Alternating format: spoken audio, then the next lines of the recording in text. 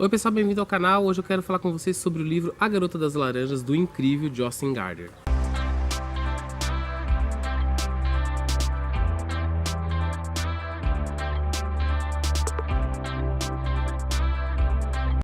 Bom, se você acompanha o canal aqui, você já sabe que eu me tornei um apreciador da escrita do Jocelyn. Eu comecei com o Mundo de Sofia, me apaixonei pelo Dia do Coringa e pretendo ler tudo que ele escreveu. E A Garota das Laranjas foi fortemente recomendado a mim pela Dai, do perfil do Instagram Leiturela. E ela falou que esse livro aqui era muito lindo e assim que eu tive a oportunidade eu comprei ele e fui ler.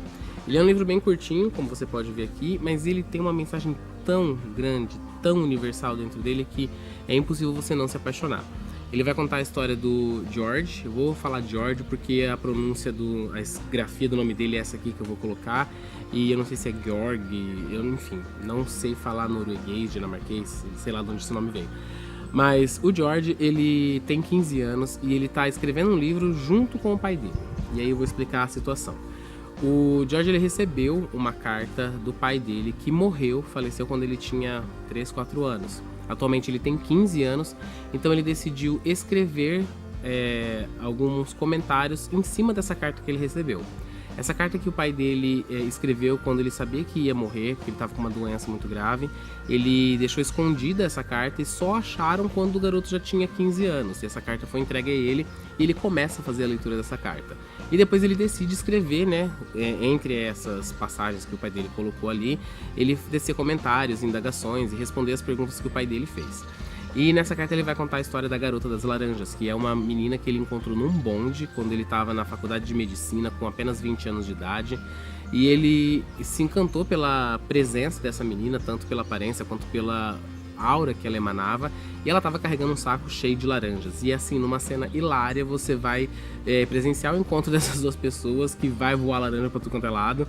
E ele começa meio que ficar meio obcecado, ele quer encontrar essa menina novamente ali na cidade de Oslo. E ele vai acabar encontrando ela algumas outras vezes e as laranjas vão estar presentes em todas essas vezes. E ele começa a criar na mente dele 1 milhão de histórias sobre essa garota. Sabe quando a gente vê alguém passar assim e aquela pessoa se torna um crush e a gente começa a pensar, nossa, será que essa pessoa é estudante, é médico, é professor, é engenheiro civil, é astronauta, é espião? Então ele faz exatamente isso com a Garota das Laranjas. E através dessa aventura que ele viveu na mocidade dele, ele vai deixar essa história como uma herança para o filho dele, onde ele vai deixar vários pontos que ele vai questionar. Então é meio que um debate ali entre pai e filho, pai já falecido, filho ainda vivo, e ele vai contar ali um pouco da história da vida dele e deixar ali algumas mensagens e perguntas que ele quer que o George responda. O livro, no começo eu meio que desconfiei que talvez o desfecho poderia ser aquilo que realmente é, mas acabou se distanciando tanto do que eu estava pensando que eu deixei essa ideia para lá. Mas durante a leitura, que é muito gostosa, você vai perceber toda a alegria desse pai de ter um filho e uma esposa que ele ama e que infelizmente ele sabe que vai ter que deixar por causa dessa doença. E ele começa a entrar numa situação de depressão muito forte, de frustração. Ele começa a se indagar será que valeu a pena essa vida tão curta, mesmo que tão incrível que ele teve? Enfim, esse e outros indagamentos vão aparecer no livro, como sempre tem nos livros do Jocelyn.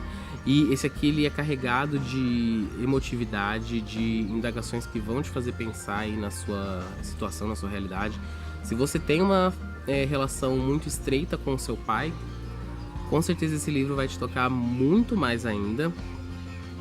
Que é um livro que fala dessa relação entre pai e filho que não teve oportunidade de acontecer, uma vez que a doença aí tirou o pai da figura, da estrutura ali da família.